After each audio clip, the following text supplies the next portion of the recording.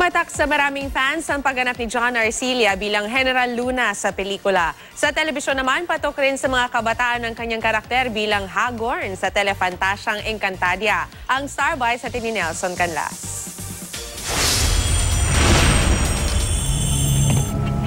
Ngunit sinisigurado ko sa iyo hindi magtatagal sa masama kayong mapapaslang. Si Haring Hagorn umi-eksena hindi lang sa Encantadia, kundi pati sa laruan ng mga bata. Kagulo yung mga bata, meron silang mga tinatawag na mga pogs. Nakalagay yung mukha ko as Hagorn. And then lapitan sila, isang batang babae, karay-karay akong ganyan, ninihila niya ako. Sabi ko, bakit? Sabi niya, ikaw si Hagorn, ikaw si Hagorn. Hindi siya natatakot. Parang malinaw na sa isip nila na this is just acting, it's just a story.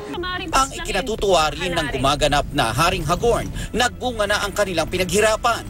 Ngayong nangunguna na sa ratings ang Encantadia, bukod sa pagiging mabagsik na kontrabida sa telefantasya.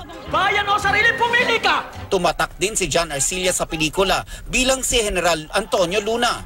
Naging panauhing pandangal siya sa isang exhibit para sa bayaning general. Sa manlulupi, Naka-costume pa si John na siya ring kumanta ng pambansang awit sa pagtitipon. Matapos daw maipalabas ang pelikula niyang General Luna, nagkaroon ng mga grupong naging interesado sa buhay ng mga bayani na magandang senyales na nagigising ang pagmamahal ng mga kabataan sa ating bayan at kasaysayan. Ang identidad ng isang bansa ay lagi mong binabantayan para kumbaga tangkilikin natin ang ating bayan, paunlarin natin ang ating bayan. Nelson Canlas, GMA News.